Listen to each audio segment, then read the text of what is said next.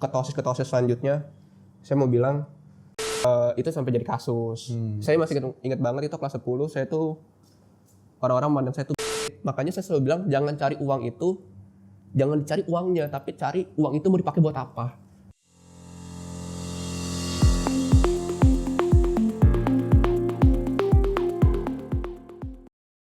Halo Sobat ESA, welcome to ESA Talk, SMKN 1 Talk. Gimana nih kabar-kabar Sobat ESA sekalian? Semoga pada sehat ya. Ada pepatah mengatakan tak kenal maka tak sayang. Perkenalkan, nama saya Rakean Jadema Purwana dari kelas 11 Title 1 dari sebagai anggota seksi bidang Cetak PBN di OSIS. Nah, podcast sebelumnya tuh kita udah pernah nih kolaborasi dengan OSIS seksi bidang Cetak PBN juga melalui program Suara Pahlawan. Tempat kita ngobrol sejarah dengan gaya santai, gak ribet, tapi tetap berbobot. Nah, pada kesempatan kali ini juga nih, cukup eksklusif nih tamu kita nih. Ada, boleh Kak? Silakan perkenalan. Halo semuanya, kenalin nama aku Alfred Distiawan, aku alumni tahun 2022. Di selama sekolah, aku pernah menjabat sebagai humas, ketua OSIS, dan ketua MPK. Oh, cukup eksklusif juga ya, dari jabatannya udah kelihatan nih. Pasti pada penasaran kan gimana nanti kita wawancaranya. Oke, kita lanjut aja ya Kak. Langsung aja ya kita ke materi ya. Ayo. Oke. Sebenarnya aku juga udah persiapin beberapa pertanyaan sih ya. Mungkin bisa dijelasin ya. Pas di zaman kakak sekolah itu, perjalanan awal dan pembentukan diri kakak itu bagaimana sih? Pertama aku itu masuk SMKN 1 Jakarta itu tahun 2019. Di zaman 2019 itu pembentukan karakter aku ya.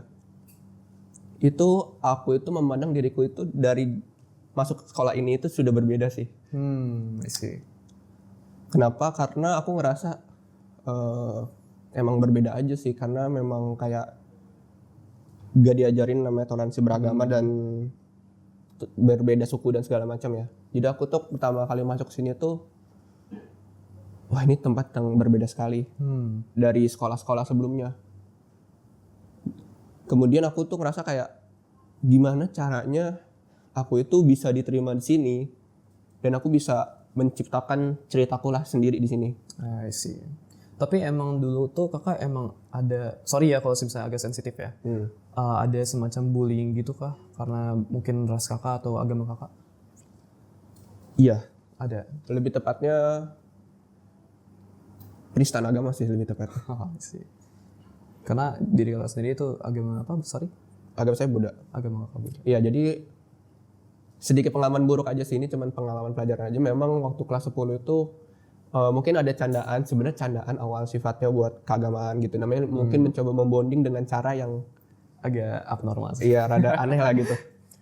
Tapi itu sampai jadi kasus. Saya masih ingat banget itu kelas 10, saya tuh orang-orang memandang saya tuh beda banget. Kayak kamu tuh bukan bagian dari kita. Saya selalu ngerasain itu kurang lebih 3 tahun sih. At least ya di luar OSIS.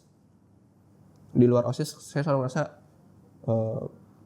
saya tuh berbeda dari mereka. Mereka secara personal saya ngerasa sih ya guru-guru di sini sangat baik banget. Kebetulan saya deket banget sama Pak Asep, guru mesin dulu wala saya, yang justru ngebelain saya waktu beliau tahu saya dirasisin. Beliau kasih tahu akhirnya di SPN 1 kalau nggak salah sih anak yang bermasalah itu, akhirnya saya kelas 2, kelas 3 udah nggak pernah ada masalah lagi. Tapi waktu kelas 1 itu emang masalah rasisme itu benar-benar gede banget, apalagi saya kelas 10 itu jadi humas ya, hubungan masyarakat.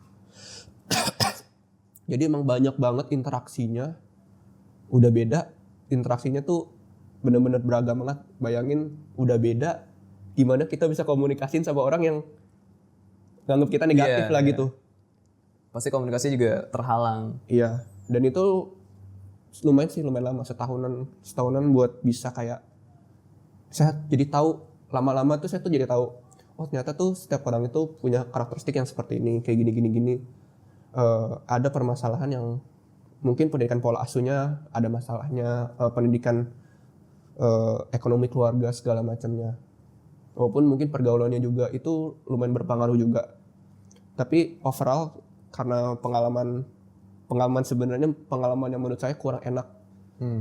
itu jadi pelajaran buat saya juga kalau memang walaupun kita dijahatin ya, masa dan tentu kutip kita tidak terima atau dijahatin, at least kita bisa jadi orang baik yang bisa terus nyebarin kebaikan sih.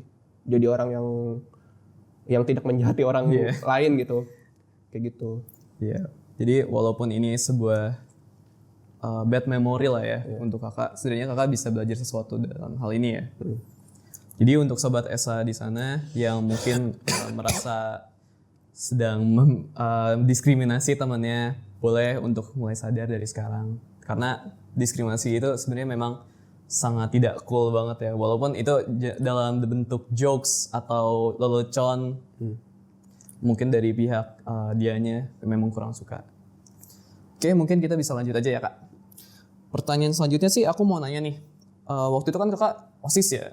sudah OSIS MPK juga ya kan? Waktu kelas 10 kalau nggak salah jadi humas, dan kelas 11 jadi ketua OSIS, dan pada akhirnya jadi ketua MPK. Oke. Aku mau nanya sih, dalam tantangan kakak tuh waktu dalam organisasi itu apa aja sih? Oke. Pada waktu kelas 10 itu, saya tuh jadi hubungan masyarakat, pengurus inti, di mana saya tuh mempelajari dinamika sosial di SMK Jakarta yang sangat militer banget. I see. Dan itu membuat saya jujur kaget. Dan kedua, saya itu kan berbeda dari yang lain ya. Jadi saya tuh ngerasa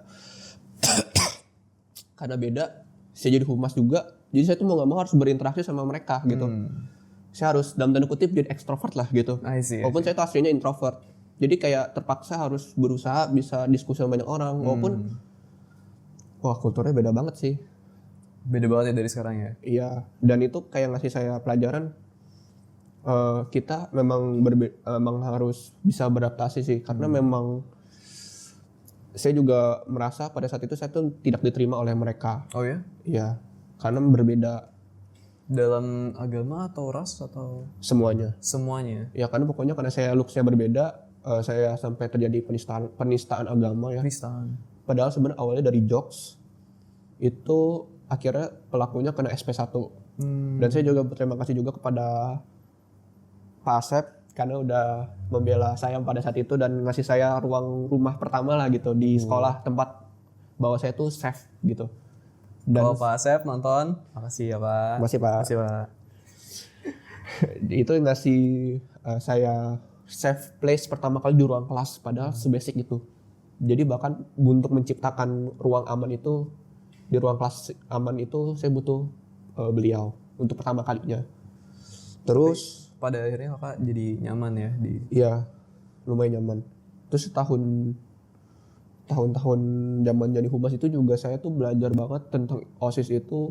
Ternyata kulturnya sama parahnya.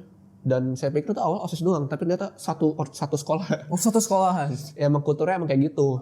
Dari militernya segala macamnya. Tapi tentu nggak semua organisasi begitu ya. Maksudnya nggak semua ekskul atau yang lain begitu. Tapi secara mayoritas begitu. Oke. Jadi saya tuh baru tahu ternyata mirip-mirip lah, nggak beda-beda jauh. Jadi waktu saya tahu kultur terutama di OSIS itu sangat-sangat militer banget dan sangat hierarkis, itu ngebuat saya tuh ngerasa kayak saya tuh terbatasi sekali gitu. I see. Karena saya harus ngikutin segala macam ya, aturan bla bla bla, aturan kondisi yang ditetapkan dan semuanya banyak lah, tantangannya gitu. ya. Banyak tantangannya, apalagi saat itu angkatan saya jadi wakil ketua OSIS. Angkatan saya jadi wakil ketua OSIS ya. Wakil ketua OSISnya malah mundur dari sekolah, jadi angkatan saya kehilangan pemimpin. Dan saat itu emang saya sebut sebagai masa di mana kita konsolidasi, menyatukan ego untuk kepentingan bersama. Ini paling penting. Belajar untuk menyatukan ego demi kepentingan bersama. Karena kita gini, misalnya saya benar, tapi teman saya salah. Kita tetap salah semua. Oke.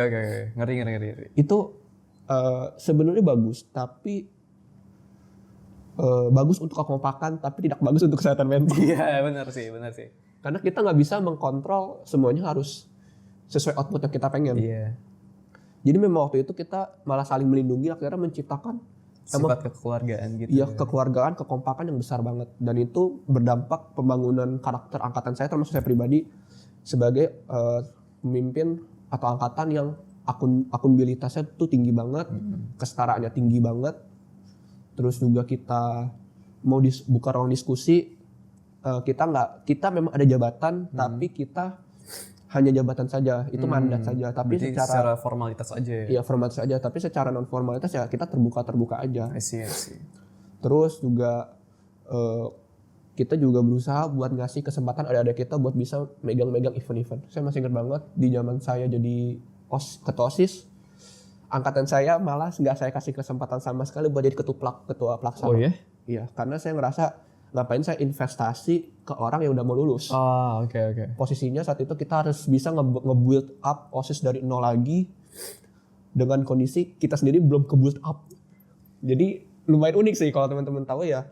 Zaman saya naik jadi ketua OSIS itu karena udah vakum 1 tahun 8 bulan. Jadi itu sebenarnya skillnya itu nggak bagus-bagus banget. Jadi itu karena sangat ada vakumnya itu ya. Iya, dan itu sangat buruk lah. Moralnya rendah, moralitas semangatnya udah nggak ada, kebersamaannya udah nggak ada, motivasinya juga udah nggak ada kan. Iya, kita udah kehilangan kepercayaan juga. Terus juga waktu itu banyak masalah lah, semua masalah itu ada semua. Dan itu sifatnya tuh fundamentalistik banget. Jadi emang udah dari nol, gimana caranya kita nge-build up bareng-bareng. Makanya saya tuh dulu menciptakan namanya tuh jargon kita tumbuh bareng-bareng. Jadi saya waktu itu kan saya jadi ketua OSIS. Saya nekenin satu hal ke teman-teman saya, ke angkatan saya terutama. Kita bakal berusaha mengutamakan hal-hal yang udah kita bangun bareng-bareng. Kita nggak mau cara kekerasan lagi segala macam lah. I see. Itu sesuai mandat dari Pak Ramedi. Beliau adalah kepala sekolah SMK Jakarta pada masa saya jadi ketua OSIS. Oke. Saya ingat. Ya. Dan beliau, kalau saya tidak salah, maaf kalau saya salah menyampaikan ya. Tapi beliau menginginkan kita OSIS SMK 1 Jakarta itu bisa mengembangkan nama SMK 1 Jakarta itu lebih global gitu, lebih mendunia ya. Bahasanya kayak gitulah. Jadi kayak sebagai gambaran dari sekolahnya gitu ya. Iya, OSIS tuh pengen digituin. Jadi makanya saya tuh salah satu tujuan utama saya itu adalah menstabilkan OSIS, membangun OSIS dari nol, menstabilkan OSIS dan membuat OSIS itu sebagai organisasi yang bagus dan reputable. Jadi setiap kali orang lihat OSIS, gila nih masuk OSIS keren banget ya gitu. Berarti kakak tuh emang rencananya tuh pengen ngerevolusionerkan OSIS gitu ya? Ganti image-nya gitu. Betul, karena saya pengen OSIS itu, jujur saya pengen banget OSIS itu dikenal sebagai siswa yang berpikir kritis, anak-anak inovatif. Mereka bisa membuat program-program kerja yang berdampak itu apa? Yang bisa bermanfaat buat semuanya, semua orang bisa ngerasain, bisa kolaborasi, meningkatkan skill-skill anak SMK Jakarta seperti Esa Media ini. Wah gila sih, Esa Media di-mention nih sama eksklusif nih. Kayak gitu. Jadi memang OSIS itu harus bisa gimana caranya tentang support, ngebantu dan segala macam lah. Saya ingat banget di zaman saya jadi ketua OSIS, saya tuh mencoba membantu mensupport ya. Saya nggak tahu bahasanya apa. Tapi waktu itu ada namanya itu Rasya, ketua e-sport SMK Jakarta. Oh ada e-sport dulu ya berarti ya? Iya, ekskul e-sport. Dan waktu itu salah satu cara buat ngebangun ekskul itu, seingat saya ya, harus punya prestasi dulu. Dan akhirnya ada prestasi. Waktu itu sayangnya saya itu jabatan saya itu terlalu pendek. Saya terus terang aja, saya berkali-kali saya bilang jabatan saya itu terlalu pendek untuk bisa menyelesaikan semuanya. Jadi waktu itu tinggal tanda tangan terakhir beliau Pak Ramedi. Saya nggak tahu ekskul e-sport itu sempat kebentuk lagi atau enggak. Cuman membantu proposal dari, saya lupa ya dari pembuatannya emang dibantu atau enggak. Tapi tanda tangannya itu, pengajuannya itu semua saya bantu. Langsung sama sayanya. Saya ingat namanya Rasya kok, ketua e-sport saat itu. Saya kira tuh e-sport tuh memang suatu ekskul yang baru gitu. Ternyata udah emang dari lama ya. Dari zaman saya pertama kali ada, zaman saya pertama kali ada. Baru lahir dong. Waktu saya jadi ketua OSIS, dia tuh emang mau ngebangun. Cuman memang saya kan masih sibuk banyak hal dan dia juga masih sibuk banyak hal kan. Jadi proposalnya itu berjalan lah gitu, sama dia berjalan juga. Ya tapi gitu waktu zaman kayaknya waktu itu PR terakhirnya mau tanda tangan kepala sekolah ke beliau. tapi sayanya udah keburu lengser. Ngerti. Padahal kalau udah kenal ketua OSISnya kan udah tahu. Iya, harusnya lebih gampang gitu kan. Ya, karena pengalaman saya tuh sekolah itu punya ekspektasi sih ke anak-anak OSIS itu. Misalnya misalkan si A atau si B gitu. Sepengalaman saya. Berarti itu dulu tuh kalau misalnya memang udah di backing sama OSIS tuh memang pihak sekolah tuh memang udah percaya ya? Bahasanya bukan backing sih, lebih karena disupport ya. Oke. Kita nggak nge-backingin, kita tidak menjamin. Tapi kalau misalkan saya yang membawa, kira-kira bisa dipertimbangkan lah gitu. Memang berarti dulu tuh image-nya sebagus itu ya OSIS ya? Saya tidak tahu, saya tidak mengklaim hal itu. Tapi saya melakukan hal itu. Dari persepsi saya sih, emang dulu tuh kayaknya emang bagus banget sih nama OSIS sih. Sampai bisa dari kakak sendiri tuh punya efek gitu kalau misalnya pengen ngebantu temannya untuk membuat eskul gitu. Keren banget sih memang sih. Kalau misalnya emang dibanding dengan tahun-tahun sekarang sih. Kalau misalnya waktu kakak gantian dari ketua OSIS jadi ketua MPK tuh bagaimana Kak? Nah, kalau di zaman ketua MPK itu saya benar-benar mengikuti cara saya dulu. Karena zaman saya jadi ketua OSIS, saya merasa MPK itu lebih cukup mereka melihat dan mengevaluasi secara baik-baik. Saya menginginkannya seperti itu. Semacam supervisor gitu ya? Ya, lebih karena seperti supervisor atau sebagai head lah ya. Nggak perlu. Karena pada masa itu MPK itu masih belum kena reformasi kan, kayak sekarang. Jadi MPK itu masih acuannya tuh di atas OSIS lah secara hierarki sosial ya, bukan secara struktur. Kalau secara struktur sih zaman itu udah setara harusnya ya. Karena saya sendiri yang nyusun strukturnya. Saya inget saya nyusun strukturnya yang OSIS MPK itu awalnya kayak gini, di zaman saya itu seginiin. Jadi secara formal tuh emang setara harusnya. Iya, di zaman saya itu harusnya udah setara. Cuman namanya hierarki sosial itu kan nggak bisa dibuang hari itu juga gitu. Jadi saya ngerasa nggak bisa dirubah kiri doang. Ya budaya lah gitu, nggak bisa diubah. Makanya saya merasa yaudahlah, saya ngebebasin adik-adik saya, lakukan apapun yang mereka mau, asalkan sesuai dengan aturan. Dan berjalan sesuai dan semestinya, harus kayak gitu. Oke. Berarti itu emang pas kakak zaman kakak jadi ketua MPK tuh memang cuman ngelakuin tugas seperti seandainya supervisor gitu doang ya? Iya, kita cuman ngeliatin, cuman dapat laporan kalau misalkan ada yang kurang dari OSIS apa, ya kita sampein ke OSISnya. Tapi waktu itu kakak kayak ngebuat semacam project gitu nggak?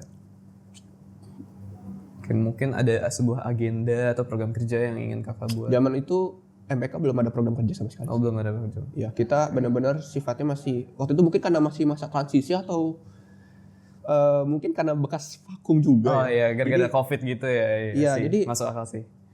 Saya juga pada masa itu tuh saya tuh nggak punya waktu buat mikirin MPK itu mau diposisikan seperti apa. Karena fokus saya adalah ngebangun OSIS. OSIS itu udah saya bangun dari nol sih, jujur aja. Saya inget banget karena saya dulu tuh mantan sponsorship ya. Buat kalau teman-teman nggak tahu, teman-teman tahu kan yang sekarang tuh namanya WHL Minakap kan. Wih, iya kan? Apa nih?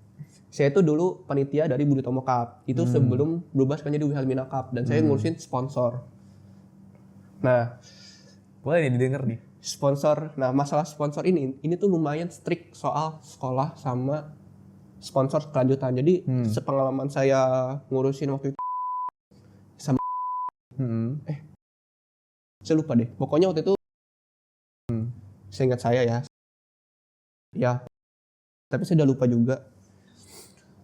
Kelanjutannya sih oke, tapi pas mau pengajuan lagi yang baru waktu Budi Utomo Cup itu, memang mereka itu melihat kita tahun-tahun sebelumnya. Mereka tuh juga melihat event kita tuh segede apa buat brand mereka dan segala macamnya. Dan kebanyakan mereka pasti maunya ngejualan ulang, jadi kita tuh kayak nge-resell gitu loh. Jadi jatuhnya bukan sponsorship tapi reseller gitu ya? Iya, itu kan sponsor bentuk dulu ya. Jadi tuh kayak saya tuh ngeliat buat kita mempermudah resell kita, ini pakai logika marketing ya, logika bisnis. Kita memperbesar market kita, atau kita harus memperkuat event kita. Jadi event itu harus tertata rapi supaya orang tuh banyak yang mau datang. Terus kalau misalkan banyak orang yang mau datang, kita bisa jualan produknya kan. Artinya kita dapat duit kan. Iya. Nah itu alasannya kenapa saya selalu bilang kalian anak OSIS. buat serapih mungkin itu, Iya. setata mungkin. Harus bisa kritis, inovatif, dan buat program berdampak. Jadi pikirin tuh kebutuhan orang tuh apa sih gitu, kayak gitu. Kebetulan sih saya juga jadi penanggung jawab ya di Wilhelmina yang sekarang sih. gitu. Jadi ini tips yang cukup berguna sih jujur ya. Gitu ya, oke. Jadi terima kasih ya Kak. Terus mungkin kita bisa lanjut ya? Lanjut. Atau mau ada beberapa hal yang pengen disampaikan lagi? Mungkin saya mau nyampein buat sedikit tips sebagai pemimpin ya, buat jadi pemimpin Boleh yang tuh, baik. boleh nih. tuh, boleh tuh. Karena pasti teman-teman cukup penasaran juga gitu. Sebenarnya sih jadi pemimpin yang baik itu ya, saya nggak bilang pemimpin itu ada yang baik semua, itu nggak ada yang baik menurut saya. Pemimpin itu abu-abu sebenarnya, menurut saya ya. Pemimpin itu abu-abu. Kalau dia bisa bikin keputusan yang populer buat masyarakat, pasti dia dianggap pemimpin yang baik. Tapi kalau dia bikin keputusan tidak populer untuk masyarakat, pasti dia dicap pemimpin yang buruk. Nah, makanya saya bilang pemimpin itu abu-abu. Ini buat para pemimpin punya integritas, punya tanggung jawab, punya konsistensi gitu, punya prinsip. Jadi pemimpin tuh susah, berat, capek. Pasti. Tapi kalau kamu jadi pemimpin artinya kamu megang banyak tanggung jawab dari orang lain gitu. Bener sih. Kamu bakal nentuin OSIS kedepannya seperti apa. Kolaborasi seperti ini juga keterbukaan dari OSIS dan ESA juga ya. Benar. Itu juga kan kayak gimana kan, pintu awalnya dari OSIS, ketua OSIS. Jadi saya harap sebagai ketua OSIS kedepannya bisa jadi orang yang visioner gitu. Visioner, bisa melihat kita kedepannya bisa kayak gimana, ada masalah apa yang bisa kita selesain, dampak apa yang bisa kita kasih lewat event-event yang kita buat gitu. Jangan sekedar bikin event Wilhelmina Cup, udah jalin aja gitu. Tapi harus ada hal yang baru gitu. Lihat makna dari Wilhelmina Cup itu apa. Misalnya Wilhelmina Cup itu bikin kita itu belajar artinya kebersamaan. Kita ngebangun event gede dengan budget ratusan juta. Itu sulit loh, dengan ngumpulin duit sendiri lagi. Itu bisa ngebangun bisnis, ngebentuk produk-produk core segala macem. Kenapa saya ngomong kayak gini? Karena saya merasa OSIS itu adalah tempat yang paling bagus untuk memulai banyak hal. Nggak OSIS doang sih, tapi pengalaman saya di OSIS, jadi saya akan bakal memberitahu itu lewat OSIS. Lewat OSIS itu kamu bakal tahu gimana caranya mengatur kepemimpinan antar anak eskul, gimana kita bakal menghadapi anak-anak eskul yang berbeda. Yang pasti sih saya selalu berdoa dan saya selalu berharap juga semoga ketua OSIS kedepannya, siapapun yang udah video ini telah ditayang dan siapapun ketua OSIS kedepannya tetap bisa rendah hati apapun yang terjadi ya. Tetap bisa selalu mikirin bareng-bareng, jangan egois.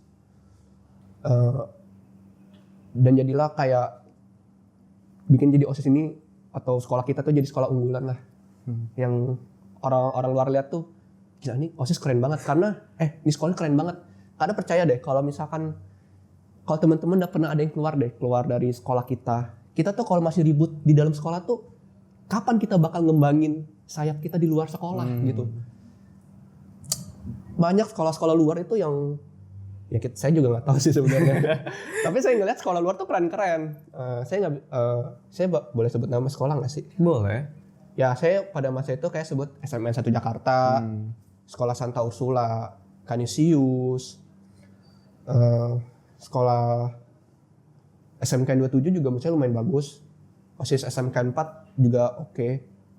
Pokoknya OSIS yang besar lah gitu, terutama kayak Santa Ursula lah gitu. Kalian kalau melihat sekolah-sekolah bagus, wah SMA-nya bagus, pasti duitnya gede. Enggak juga gitu. Karena saya temennya, saya tahu ternyata saya kenal sama ketua OSIS Santa Ursula, namanya Wenka. Halo Wenka. Ternyata tidak semudah itu. Banyak sekolah yang lain itu juga mengalami permasalahan yang sama soal dana atau banyak kekurangannya lah gitu. Tapi tahu nggak apa yang bikin mereka itu bisa beda? Karena kekompakan kita buat ngebangun sekolah itu lebih baik. Kalau kita masih ribut, wah OSIS berantem sama ekskul dan segala macam, kapan kita bersatunya? Kapan kita nurunin ego bareng-bareng buat ngembangin nama SMK 1 Jakarta gitu. Kalau kita masing-masing aja masih melihat diri kita sebagai pesaing, bukan sebagai kolaborasi. Harusnya alma mater satu sekolah itu kita itu harus menekankan, ini saya tekankan ya. Kita harus menekankan kolaborasi. Kolaborasi jauh lebih penting dibandingkan kompetisi. Itu jauh lebih penting kolaborasi, karena dari kolaborasi kita bisa nge-up semua orang. Skill semua orang tuh bisa ke-upgrade. Kalau kita kompetisi itu win-lose. Tapi kalau kita kolaborasi itu win-win. Semua orang dapat. Ada yang dapatnya bikin A, ada yang dapatnya bikin B. Tapi semua orang berdampak. Itu bisa ngasih lapangan kerja buat banyak orang gitu. Ini kalau kita di dalam dunia yang jauh lebih besar dibandingin sekolah ya. Jadi saya selalu bilang semoga ketua OSIS periode-periode selanjutnya selalu bisa menjaga ketenangan, harmonisasi antara OSIS dan ekskul dan sekolah ya. Amin. Semangat buat ketua OSIS selanjutnya.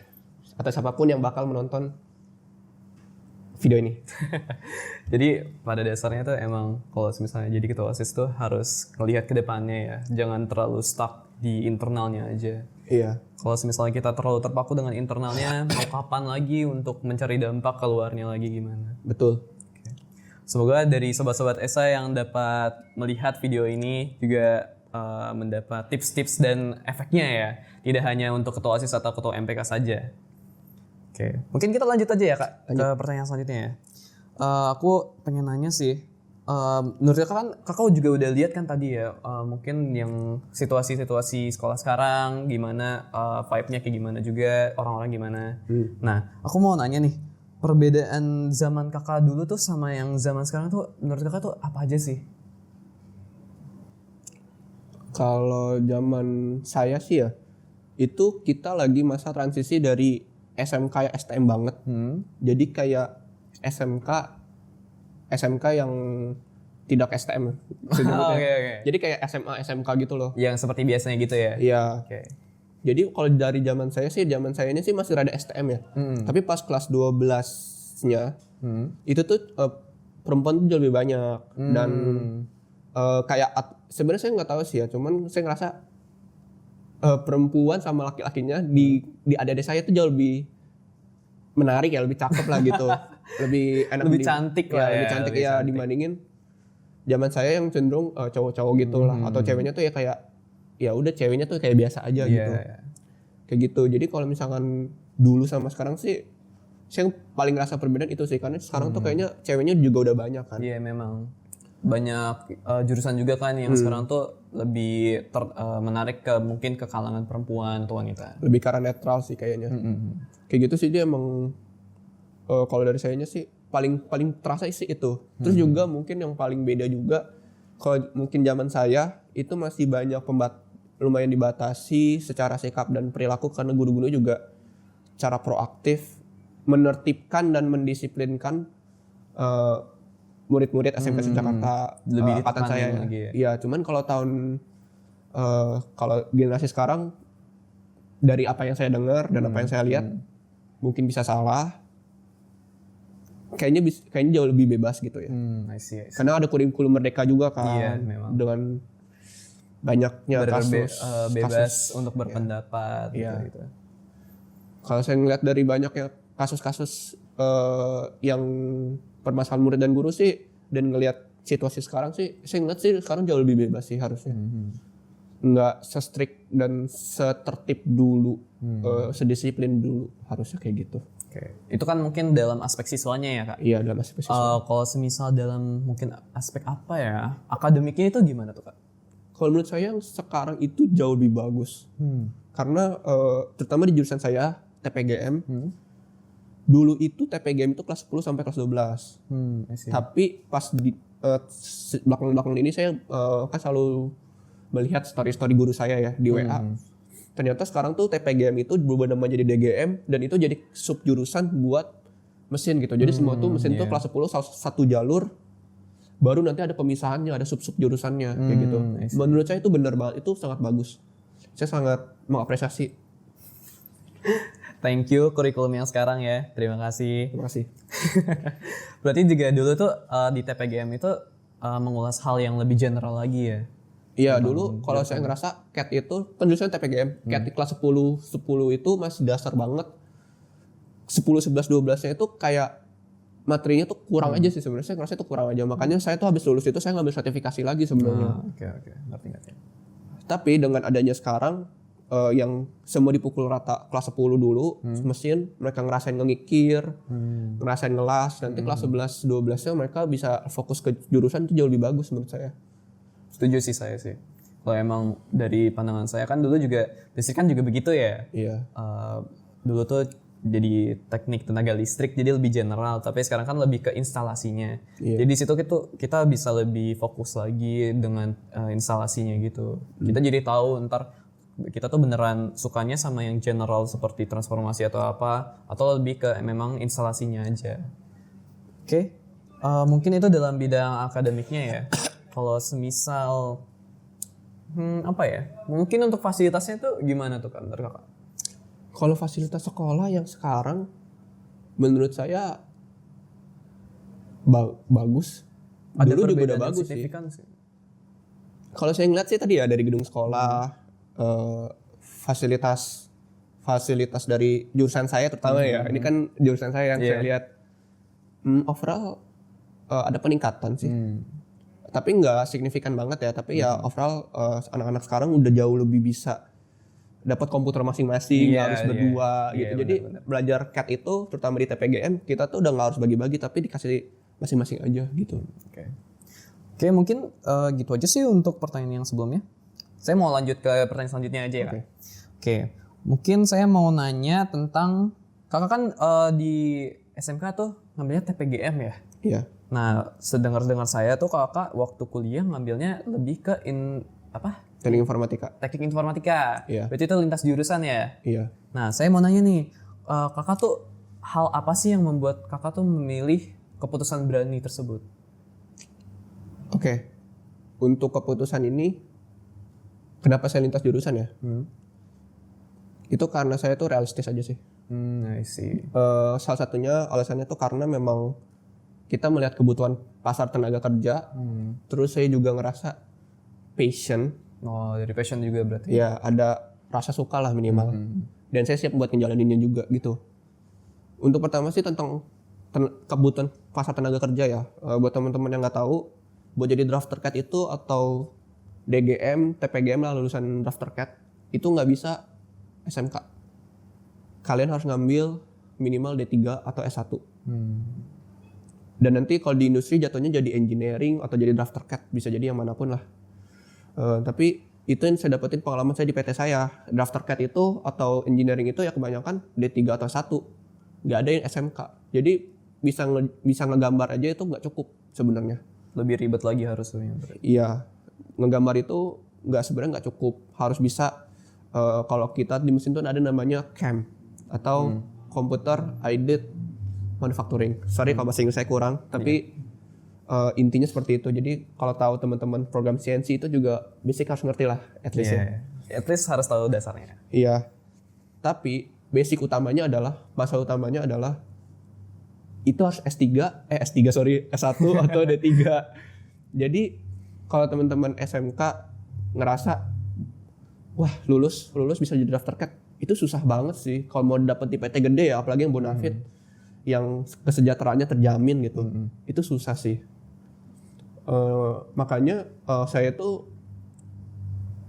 pindah jurusan waktu kuliahnya. Saya ngambil IT karena IT itu lebih bisa tembus pasarnya, dan orang tuh belajar IT itu susah.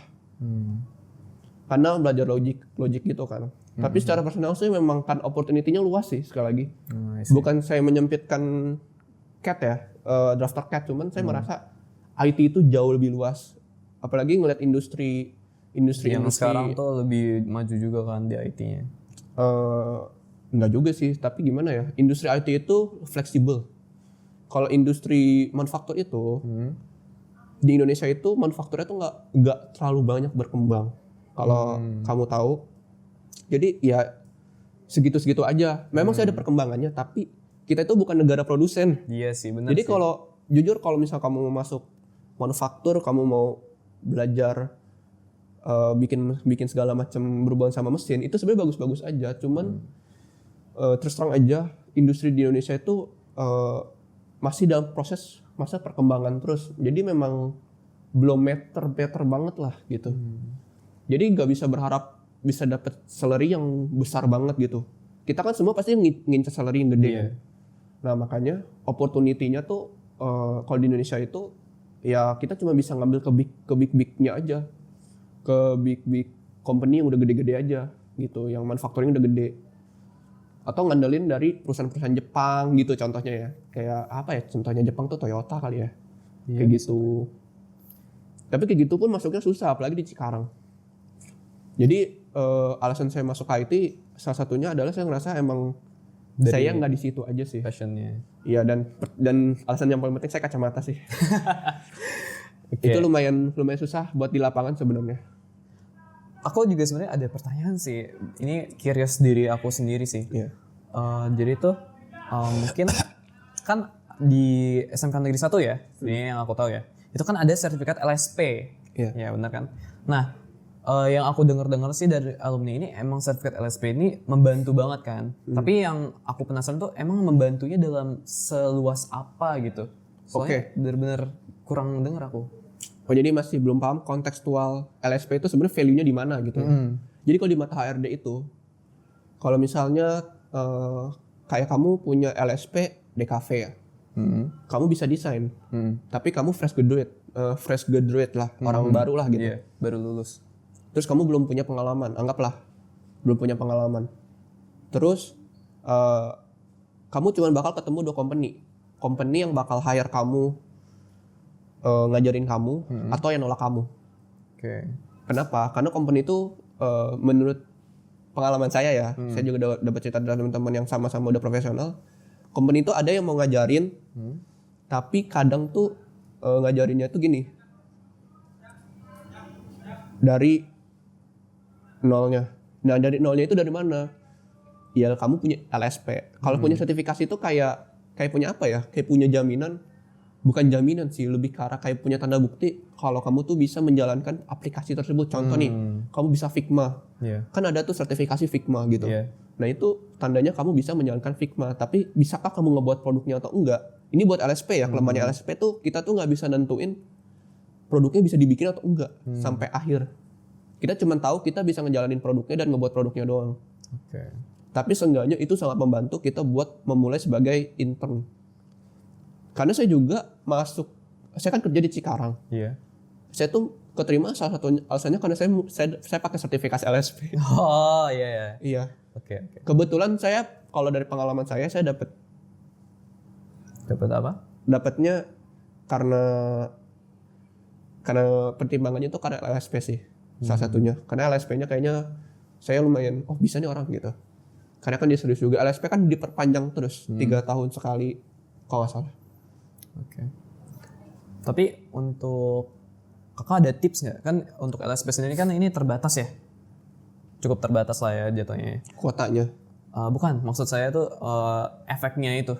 Soalnya kan ini LSP cuma sebagai tanda bukti bahwa dia itu bisa dasarnya. Nah menurut kakak ada tips nggak? Berdasarkan pengalaman kakak tuh kalau misalnya setelah lulus tuh harus kayak misalnya ngambil sertifikat apa aja, terus biar semasa depannya itu terjamin gitu. Oke. Pertanyaan cukup berat juga ya. Sorry, agak berat sih. Pertama saya nggak bisa ngejawab soal terjaminnya karena saya secara personal merasa emang kehidupan ini penuh ketidakpastian. Benar. Kita nggak ada yang bisa kita kontrol. Tapi cara paling gampangnya adalah kamu harus ngerti dulu produk kamu itu positioningnya seperti apa di bisnis. Terus efek dari kamu bikin kerjaan kamu ke bisnis itu apa gitu. Contoh misalnya saya deh. Misalnya saya tuh kerja di IT bagian front end gitu. Misalnya terus saya tuh kerjaan saya tuh sebenarnya bikin tampilan yang bagus aja kan intinya.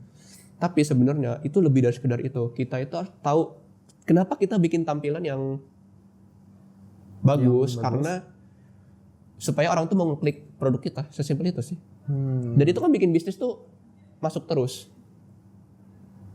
Jadi penjualan jadi tinggi. Nah itu sesimpel itu tuh penting sebenarnya. Berarti memang harus belajar dari diri sendiri dulu ya.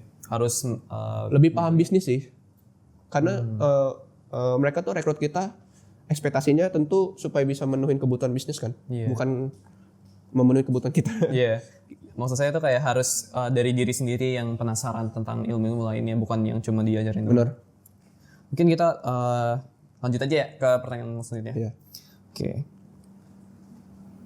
Oke, ini aku ada pertanyaan nih. Dalam pengalaman kakak tuh, apakah semangat juang para pahlawan tuh masih relevan dalam dunia bisnis modern? Dan penerapan nilai itu dalam perjalanan kakak sendiri tuh ada nggak? Masih sangat-sangat relevan. Karena kalau di semangat juang atau sikap-sikap kepahlawanan itu penting. Contoh kayak bertanggung jawab, kayak saya bilang tadi, bertanggung jawab sama kerjaan sendiri, jujur sama pekerjaan kita sendiri. Terus kita juga punya semangat buat kerjaan itu gitu. Percaya nggak percaya, terlepas pekerjaan itu sulit atau enggak, selama kita senang ngerjainnya, itu bikin kita at least ngejalanin hidup ini lebih bermakna aja sih. Dan jangan lupa punya mimpi sih. Itu sih paling penting sih Sobat Esa. Yang penting jangan pernah kerja itu demi duit doang gitu. Iya, demi duit aja itu nggak bakal cukup sih. Kamu bakal kehilangan arah. Tapi kamu cari uang, tapi kamu cari tahu apa yang pengen kamu cari di hidup kamu. Jadi kamu cari uang demi tujuan hidup kamu. Kayak gitu. Berarti emang kalau misalnya emang pengen sukses ya jatuhnya ya, sukses dalam ekonomi, sukses dalam diri sendiri, itu tuh memang harus tahu kita itu pengen ngejar apa dalam hidup kita. Buat tuh hidup ini tuh sebagai bermakna. Iya, betul banget. Oke, kita lanjut. Menurut kakak tuh ada nggak sih nilai kepahlawanan yang masih penting dalam dunia kerja dan kepemimpinan saat ini? Dan boleh nggak sih ceritain contohnya dari pengalaman kakak aja gitu? Kalau dari pengalaman kerja saya ya, pokoknya saya tuh selalu tahu, saya tuh harus selalu merasa saya itu adalah profesional, bukan sebagai pribadi ya Alfred gitu. Maksudnya bagaimana? Jadi kalau dalam dunia pekerjaan itu kita tuh harus profesional aja. Yang penting ya Alfred, tapi jangan terlalu dibaperin. Kalau ada salah kata ya kita minta maaf. Yang penting baik-baik aja lah gitu. Terus juga kita sebagai bawahan atau pastikan semuanya mulai dari bawah ya. Kita harus ngerti supervisor kita atau atasan kita tuh orangnya seperti apa. Bagaimana mereka, kepribadian mereka itu seperti apa. Dan mereka itu, jadi mereka itu misalkan pengen punya output pekerjaan di angka sekian gitu. Ekspektasinya sekian. Tapi biasanya kepribadian tertentu itu tidak mau menyebutkan ekspektasi saya tuh sekian. Jadi kita tuh harus cari tahu ekspektasinya tuh. I see. Seberapa puas dia tuh senang sama kita lah gitu, seberapa puas kita tuh kerja sama dia gitu barengan. Karena ini penting banget ya, komunikasi sama atasan tuh penting banget, karena kita harus menjaga sikap kita juga, jangan cari masalah, jangan bersikap baik aja, lurus-lurus aja, jalanin aja hidup kayak gitu.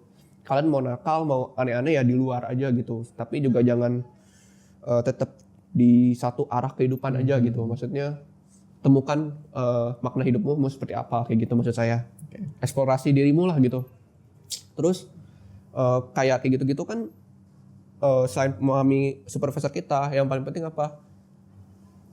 Lakukan pekerjaan kalian itu sebaik mungkin. Ini saya serius. Entah kalian suka atau nggak suka, uang yang kalian dapat itu adalah yang akan membawa kalian bisa kuliah, bisa meraih mimpi-mimpi kalian, mau keluar negeri, mau jalan-jalan ke Eropa, mau ketemu artis, ya kan, mau nge-idol, mau nonton konser segala macam kehidupan, ngasih makan adik-adik kita atau mungkin ngasih duit ke papa mama, everything lah gitu. Makanya saya selalu bilang jangan cari uang itu, jangan dicari uangnya, tapi cari uang itu mau dipakai buat apa. Kayak gitu. Jadi gimana ya? Itu sifat-sifat kepahlawanan sih menurut saya, karena pahlawan itu kan mereka berjuang bukan demi diri mereka sendiri, tapi kan demi negara kan. Iya. Dan itu penting juga. Selain kalian harus lakuin terbaik, yang penting juga jujur. Kalian gak usah ada bohong-bohong. Jangan disiplin. Kalau bisa jangan melanggar aturan lah, disiplin. Oke. Karena penilaian itu bagus. Kalau kalian orangnya at least Terpercaya. tampilan kalian tuh misalnya ada berantakan segala macam, itu kan lebih ke karakter ya. Tapi kalian tuh orangnya disiplin, pekerjaan kelar, kalian orangnya komunikatif, orangnya. Terus juga satu lagi saya baru ingat, to be kind ke semua orang. Dalam tanda kutip tuh begini, kita tuh nggak perlu jadi orang baik selalu sih sebenarnya. Cuman at least kalian nggak perlu jadi kelihatan orang seperti orang jahat juga. Maksudnya gimana sih, ya kita ramah tamah aja. Kita misalkan kenalan sama orang, ya fine aja. Ya kayak diri kita aja gitu, nggak usah terlalu dibawa stres kehidupan kayak gimana. Yang penting kayak gitu sih, karena nanti kalau teman-teman udah ngerti bahwa emang teman-teman yang ada di sini kalian punya koneksi, itu kan juga bagian dari perjalanan hidup kita buat nemuin chance yang lebih baik gitu, kesempatan yang lebih baik. Oke. Itu penting sih, makanya to be kind ke semua orang itu penting. Berarti tuh emang kita tuh emang harus cari tahu pertama perspektif orang lain, terus juga kita harus ingat attitude kita, ya kan? Iya. Sikap dijaga guys. Itu penting banget. Itu paling penting sih emang sih. Attitude jaga, skill bisa dibentuk kok. Saya bilang tadi LSP bisa dicari, skill kalian bisa ikut kursus apa segala macam, tapi sikap itu nggak bisa sayangnya. Berarti attitude emang before all ya. Oke. Betul. Kayaknya kita next aja ya kak, di sini kak. Untuk pertanyaan selanjutnya yang saya udah punya nih, kakak ada nggak sih secara general aja nih tips sukses untuk sobat-sobat ESA nih setelah lulus dari SMK Negeri 1 Jakarta itu ada nggak sih? Suksesnya juga secara general aja. Oke. Saya akan jawab find yourself. Oke. Temuin diri teman-teman, pahamin gua suka ini, aku nggak suka ini, aku pengen ngebangun kehidupan yang seperti ini, aku nggak mau membangun kehidupan yang seperti ini. Temuin jalan kehidupan teman-teman, karena definisi sukses itu tidak dinilai dari uang, tapi dari seberapa bahagianya dan bermaknanya kita ngejalanin hidup ini sampai kita tua nanti. Dan itu menurut saya definisi sukses yang sebenarnya. I see. Berarti emang to understand other things you must understand yourself first. Ya, pahamin diri teman-teman sendiri, itu yang paling penting sih. Oke, terima kasih ya kak. Selanjutnya aku sih mau minta mungkin sedikit kesan-pesan aja sih untuk sobat-sobat ESA yang sedang menonton sekarang. Aku punya 2 pesan sih buat teman-teman. Aku punya 2 quotes. Yang pertama itu, true person is no rank. Artinya apa? Teman-teman jangan pernah melabeli diri kita sendiri itu dengan dulu gue tuh pernah jadi apa, kita tuh pernah ngapain. Berarti sama achievement sama jabatan gitu ya? Yap. Achievement itu memang akan selalu melekat dalam diri kita, tapi itu bukan inti nilai diri kita. Karena inti nilai diri kita adalah diri kita sendiri. Betul banget. Makna hidup kita mau dikenal sebagai pribadi yang seperti apa, itu inti diri kita. Saya yakin semua manusia itu sama. Kita mau dikenal sebagai pribadi yang baik atau apalah, dan teman-teman harus menciptakan versi diri kalian sendiri tuh mau seperti apa. Ada teman-teman yang tipikalnya seniman, terus punya karakternya matematis, struktural segala macam. Kan tiap orang beda-beda ya karakternya. Tapi yang paling penting adalah find yourself. Makanya saya bilang tadi sebelumnya find yourself. Kenapa? Karena nanti setelah teman-teman lulus yang nonton video ini, teman-teman bakal ngerti bahwa ketika kalian dunia kerja, kok dunia itu materialistik banget ya. Dunia itu serba uang banget. Tapi nanti teman-teman bakal ngerti, ternyata dunia itu bukan sekadar uang doang, tapi tentang bagaimana kita tuh bisa nemuin kebahagiaan kita di tengah dunia yang seperti ini gitu. Dimana kita bisa nemuin kehidupan cerita seperti apa yang mau kita buatin, mau kita ceritain ke anak-anak dan ke cucu-cucu kita nanti. Kayak gitu. Jadi jangan pernah ceritain, jangan ya, tapi ceritakan kehidupan kayak kalian jadi ketua OSIS lah, jadi ketua MPK, kalian pernah nggak bikin apa aja, itu sebagai perjalanan kehidupan kalian. Tapi bagaimana kalian menyikapi hal itu, memandang hal itu tuh hanya sebagai kontekstual aja, bukan bagian dari diri kalian. Itu hanyalah jabatan, hanya bagian dari jabatan itu datang karena diri kalian, bukan karena kalian yang nyamperin. Jabatan itu memilih kalian, atau apapun yang kalian lakukan itu adalah hasil pilihan kalian sendiri, bukan pilihan orang lain. Jadi bertanggung jawablah atas pilihan kalian sendiri, jangan apa-apa tuh nyalain orang lain, apa-apa nyalain orang lain. Kalau kalian salah, kalian gagal, memang bener, mungkin faktor luar tuh ada. Tapi yang paling penting berarti apa yang bisa gue kontrol, apa yang bisa gue lakuin. Berarti kalau misalkan gue nggak bisa A, gue bakal lakuin B. Itu simple banget. Tapi itu yang memang kita manusia kita punya keterbatasan seperti itu. Dan percayalah setelah kalian menemukan diri kalian dan kalian tidak melabeli diri kalian sendiri, kalian akan merasakan bahwa kebahagiaan sejati itu memang bagaimana kalian melakukan satu hal itu bisa berdampak buat banyak orang. Bukan demi sekedar keuntungan diri kita sendiri doang. Ternyata kita tuh bisa jadi manfaat ya buat banyak orang, kayak gitulah istilahnya. I see. Terus satu lagi itu adalah hidup yang tidak dipertaruhkan tidak akan pernah dapat dimenangkan. Ini buat teman-teman yang masih SMK, yang kita masih SMA, yang masih sangat menggebu-gebu mimpinya besar banget. Percaya aja sama mimpi kalian, walaupun mungkin banyak yang rendahin atau mungkin banyak yang nggak percaya. Even itu keluarga kalian sendiri, kamu harus percaya sama mimpi kamu. Percaya kalau kamu bisa take mimpi kamu itu, walaupun kayaknya itu mustahil gitu. Pelan-pelan aja, konsisten aja, lakuin itu pelan-pelan. Ada namanya tuh kalau di dunia investasi itu namanya compound atau efek yang bertingkat gitu, compounded gitu. Jadi kamu pelan-pelan aja, nanti lama-lama jadi bukit, tiba-tiba kamu udah jadi apa yang kamu pengen gitu. Nice. Padahal kamu tuh melakukan hal itu tuh berdasarkan konsistensi yang berulang-ulang sampai kamu tuh bosen.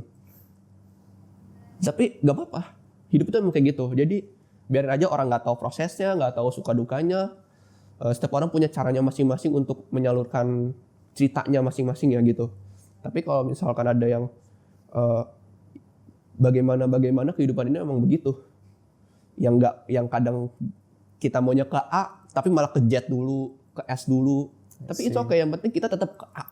Yang penting ada progresnya gitu. Yang penting ada progresnya. Enggak apa-apa jalurnya beda-beda dikit, berubah dikit. Yang penting tetap ke A. Dan kalau kalian udah bisa mencapai tujuan atau kehidupan yang kalian inginkan, itu menurut saya udah jadi manusia seutuhnya sih. Manusia yang bermakna sih. Manusia yang udah berdamai sama dirinya sendiri, udah berdamai sama sekitarnya, dan percayalah sama saya, kalian pasti bakal bahagia dan puas sama hidup ini. At least sampai tua nanti pun nggak bakal nyesel sedikit pun. Dan jangan lupa mendalami agamanya masing-masing ya. Terima kasih. Don't forget about your religion. Ya. Oke. Mungkin untuk pertanyaan segitu aja sih ya Kak. Jujur aku masih ada beberapa hal yang ingin aku tanyain sih ya. Tapi memang aku tuh mungkin di next time aja sih. Kita bisa ngobrol-ngobrol lagi kan. Pastinya sobat-sobat ESA juga penasaran nih, ada beberapa pertanyaan yang mungkin ingin ditanyakan ya kan. Bisa banget nih kalau misalnya emang ada pertanyaan, bisa di comment sectionnya. Terus kalau misalnya sobat ESA juga penasaran sama pertanyaan temannya yang dilihat di comment sectionnya, bisa di like untuk di-upin di top comment. Biar nanti dari pihak ESA sendiri bisa nanyain langsung ke Kak Alfrednya. Oke, mungkin segitu aja sih ya Kak. Aku Rakian di sini, mohon maaf jika ada salah kata. Mohon maaf juga kalau misalnya saya tadi salah kata juga ke Kak Alfred, atau mungkin ada hal yang tidak mengenakan atau topik-topik yang tidak cukup sensitif lah jatuhnya. Jadi, dan untuk sobat ESA nih, ingat bahwa cinta tanah air bukan hanya soal mengingat sejarah, tetapi tentang bagaimana kita meneruskan nilai baiknya dalam kehidupan sehari-hari. Jadi selalu ingat tuh pesan-pesan hal itu dalam sejarah kita tuh. Oke, mungkin segitu aja. Saya juga terima kasih banyak kepada Kak Alfred sudah meluangkan waktunya. Saya juga terima kasih juga kepada Sobat ESA sudah menonton sampai saat ini juga. Kalau misalnya suka silahkan di like, comment, and subscribe. Kalau misalnya tidak suka silahkan dikritik di comment sectionnya. Saya Rakian Jadama Purwana dari kelas 11 Title 1. Saya Alfred dari alumni tahun 2022. Dan kami pamit undur diri. Bye-bye, sampai jumpa next time.